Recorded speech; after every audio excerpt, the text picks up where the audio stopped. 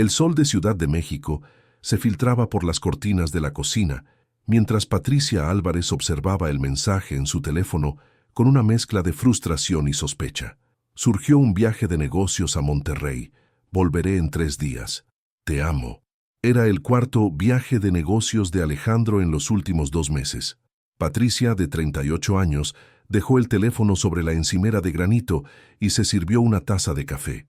El departamento en la colonia Roma Norte, normalmente lleno de la presencia dominante de su esposo, parecía más espacioso, como si pudiera respirar más libremente. 3 días, murmuró mientras recorría con la mirada la cocina que compartían desde hace 7 años. Su vista se detuvo en los cajones desorganizados que Alejandro siempre prometía arreglar, pero nunca lo hacía.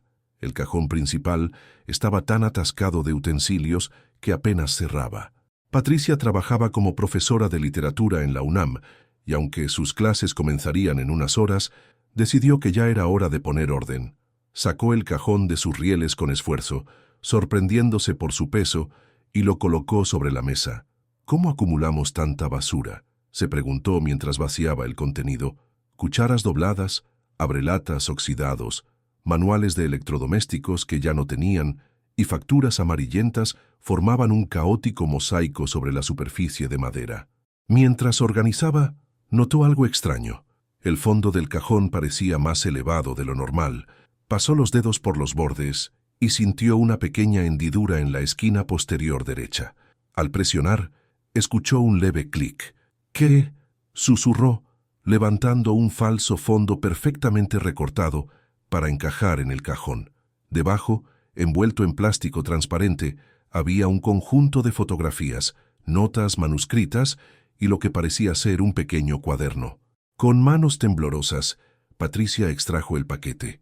Las primeras fotografías mostraban un edificio abandonado en algún lugar que no reconocía. En otras, aparecía un hombre de espaldas, hablando con personas cuyas caras habían sido deliberadamente cortadas de las imágenes. Una fotografía en particular le robó el aliento. Alejandro, con expresión seria, estrechando la mano de un hombre cuyo rostro estaba parcialmente oscurecido, pero que Patricia reconoció instantáneamente por la cicatriz en su cuello. Ernesto Vidal, un empresario local cuyo nombre aparecía frecuentemente en noticias relacionadas con investigaciones por lavado de dinero. «No puede ser», susurró, mientras un escalofrío recorría su espalda. Las notas manuscritas estaban codificadas con números y letras que no tenían sentido para ella. El pequeño cuaderno contenía fechas, nombres abreviados y cantidades. Una entrada reciente indicaba MR 2.5M, Bodegas Puerto. El timbre de su teléfono la sobresaltó. Era Daniela, su mejor amiga y colega en la universidad. «Patricia, ¿dónde estás? Tu clase empieza en 20 minutos.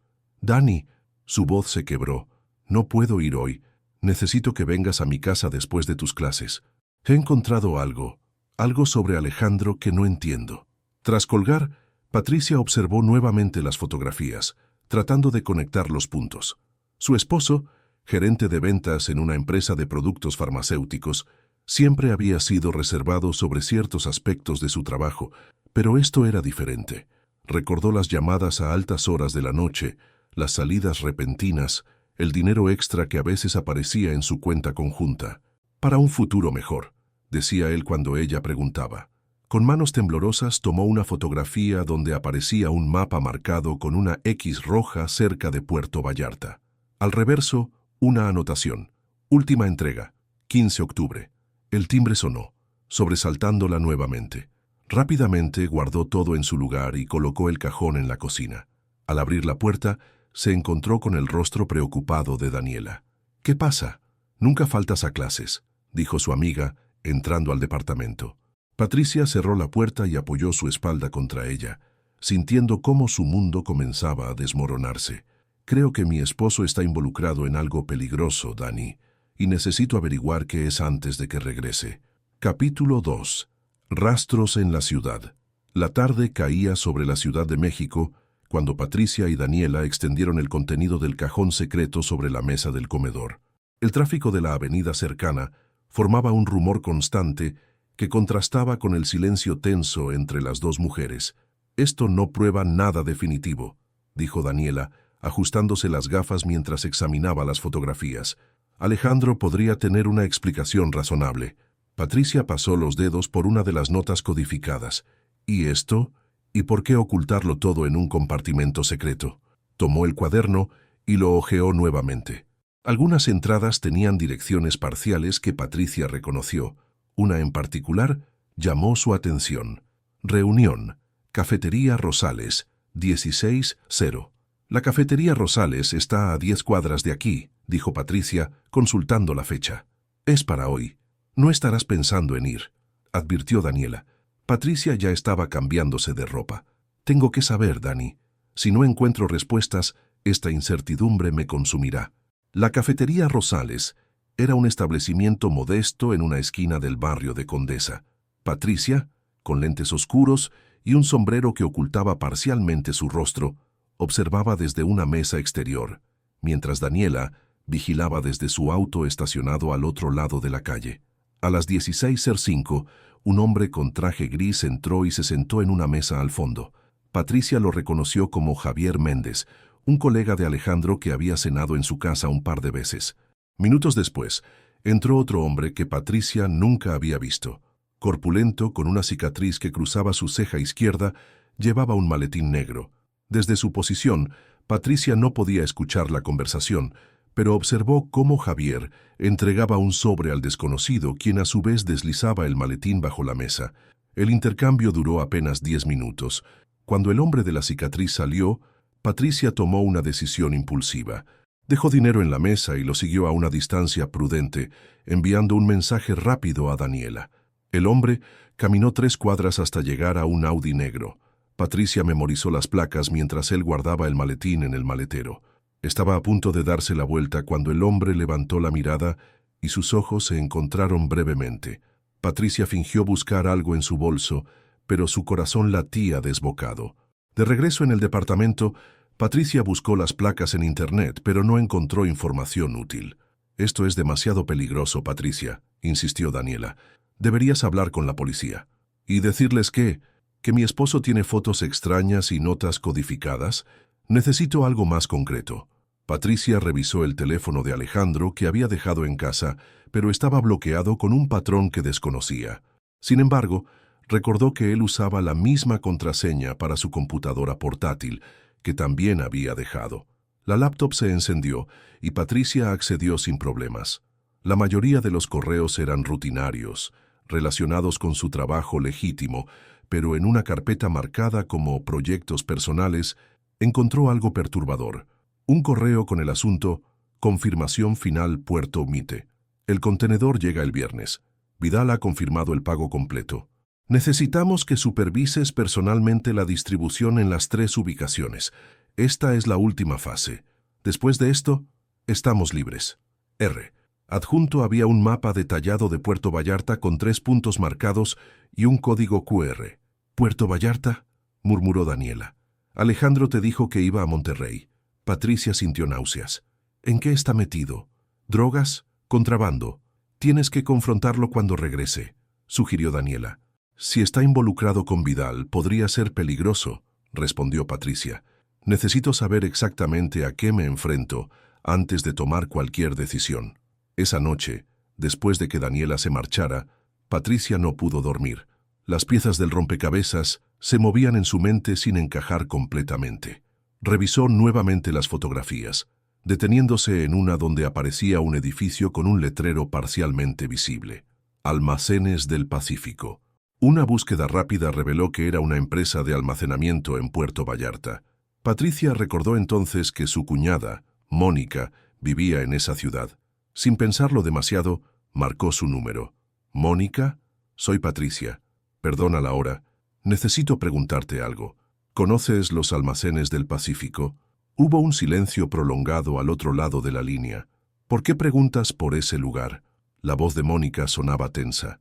«Es para una investigación que estoy haciendo», improvisó Patricia. «Te escucha, Patricia».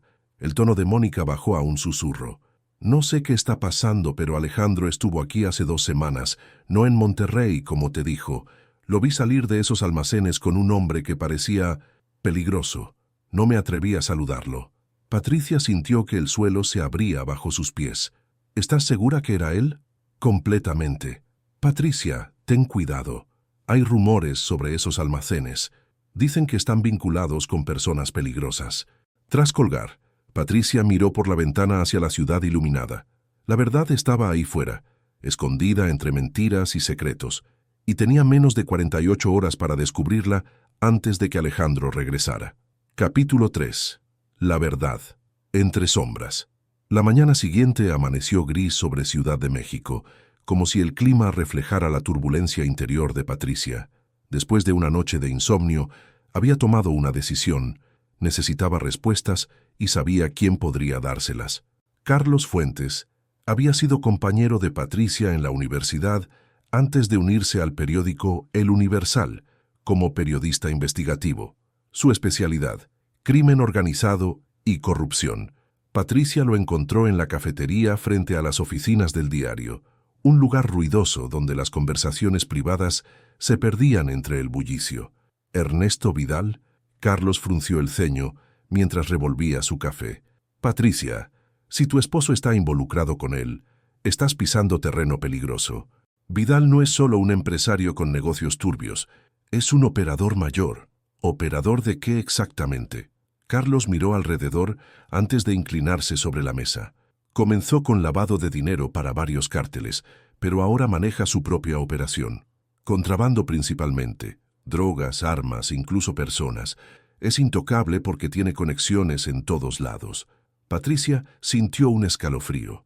¿Y los almacenes del Pacífico en Puerto Vallarta? La expresión de Carlos se tensó. Es uno de sus centros de operación. Patricia, si tienes información concreta sobre Vidal, deberías hablar con la Fiscalía Especializada. No puedo ir a las autoridades todavía. Necesito estar completamente segura de la participación de Alejandro. Carlos le entregó una tarjeta. Mi contacto en la Fiscalía. Si las cosas se complican, llámala. Es de confianza. Al salir de la cafetería, Patricia notó un auto negro estacionado al otro lado de la calle. ¿El mismo Audi del día anterior?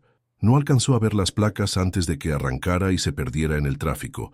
De regreso en su departamento, Patricia encontró a Daniela esperándola con noticias.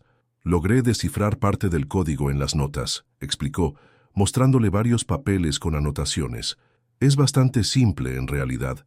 Sustitución alfabética con desplazamiento variable. Las notas decodificadas revelaban un patrón de entregas y pagos. La última entrada mencionaba cargamento final. Después de esto, RM nos sacará del negocio como prometió. ¿RM? Murmuró Patricia. Hay más, continuó Daniela. Busqué información sobre Vidal. Hace 5 años estuvo implicado en un escándalo, pero los cargos fueron misteriosamente retirados. El fiscal del caso fue Ramón Morales, completó Patricia, sintiendo cómo las piezas comenzaban a encajar. El hermano mayor de Alejandro. Ramón Morales, fiscal federal, siempre había sido una figura intimidante en las pocas reuniones familiares a las que asistía. Patricia recordó la tensión entre los hermanos, las conversaciones en voz baja que se interrumpían cuando ella se acercaba. ¿Crees que Ramón está protegiendo a Vidal y utilizando a Alejandro de alguna manera? Preguntó Daniela.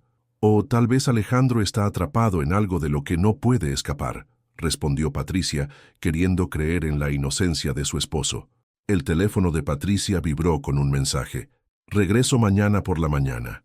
Tenemos que hablar. Te amo. Ah. Patricia sintió un nudo en el estómago.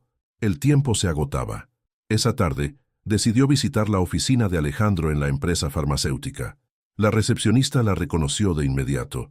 Señora Morales, qué sorpresa. ¿Viene a dejarle algo al señor Alejandro? Sí, olvidó unos documentos, mintió Patricia.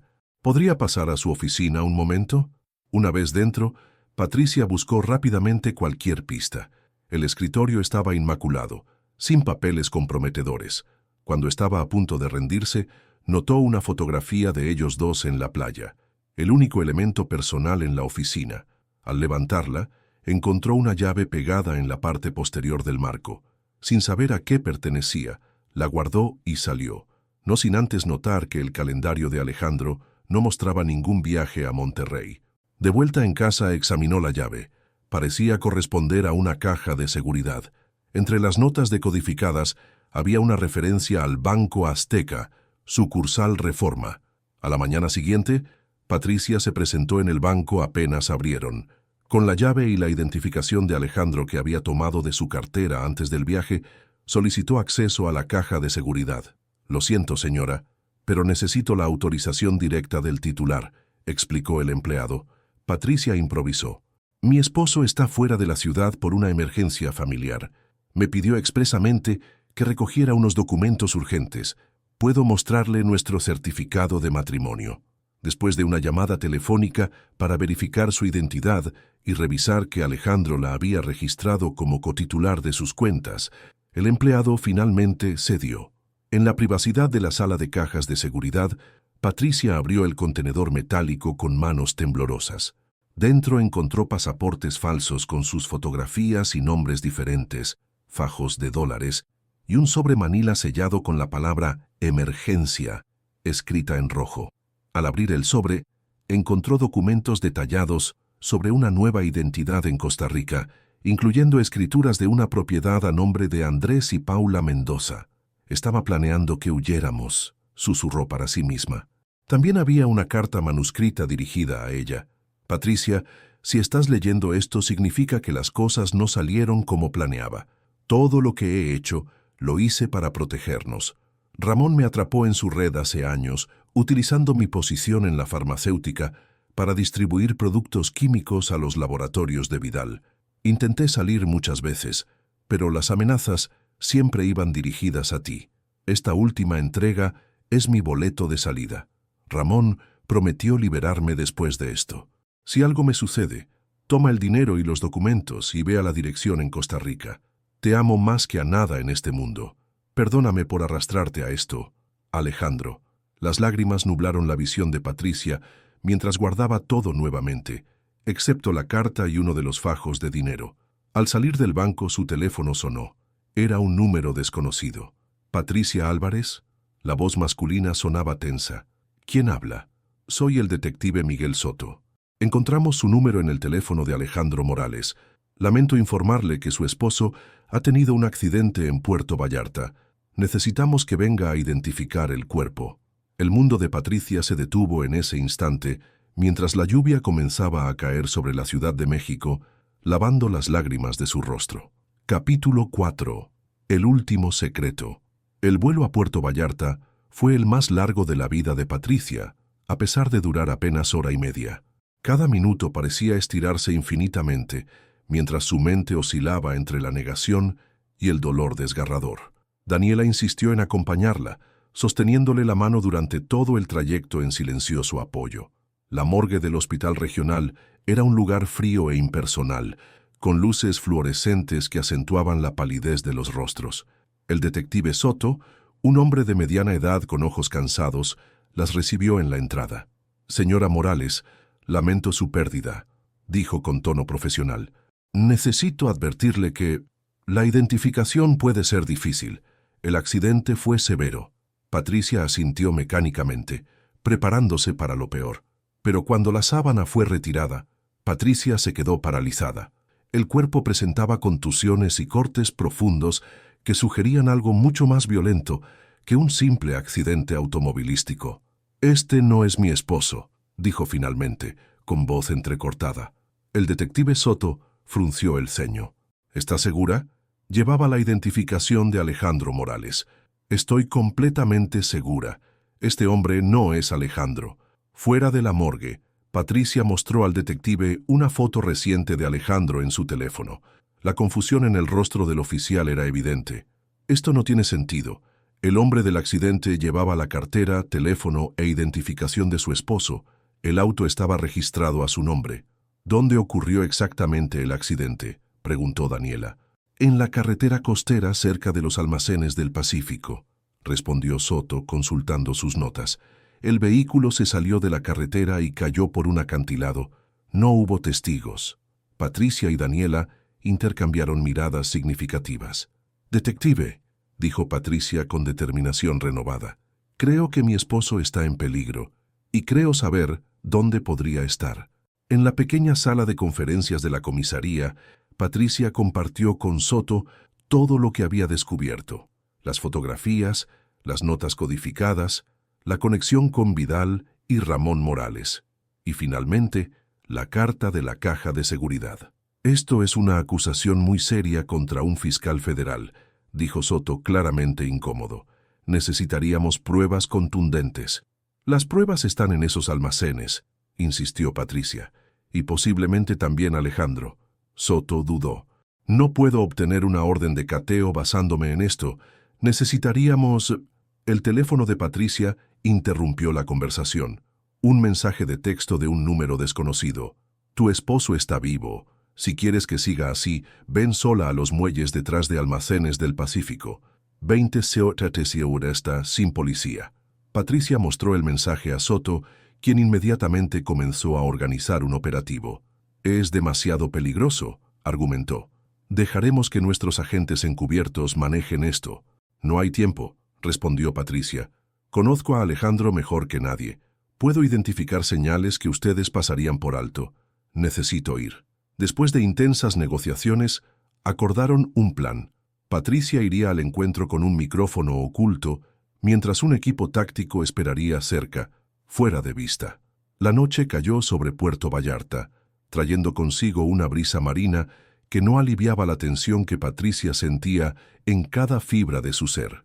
Los muelles detrás de los almacenes estaban pobremente iluminados, con contenedores industriales creando sombras amenazantes. A las 20:05, una figura emergió de la oscuridad. Era Javier Méndez, el colega de Alejandro. «Patricia», saludó con una calma inquietante. «Sabía que vendrías. ¿Dónde está mi esposo?» «A salvo, por ahora.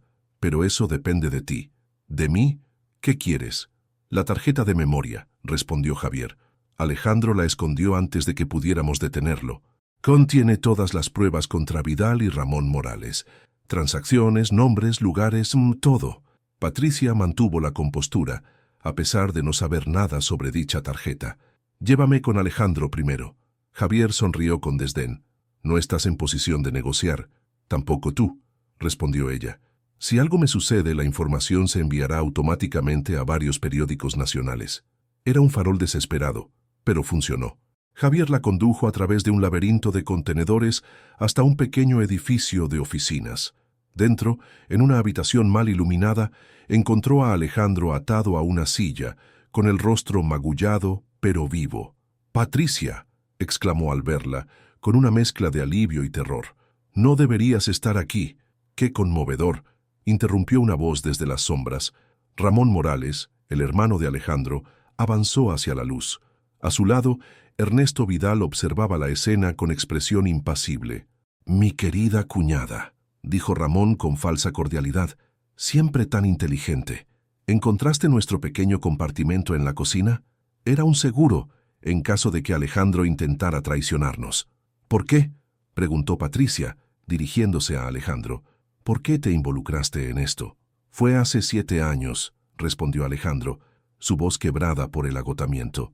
«Ramón descubrió que yo había falsificado algunas recetas cuando era adicto a los analgésicos después de mi accidente. Me dio 2 opciones, prisión o ayudarle con sus negocios. Creí que sería algo temporal, pero resultó ser muy bueno en ello», completó Ramón.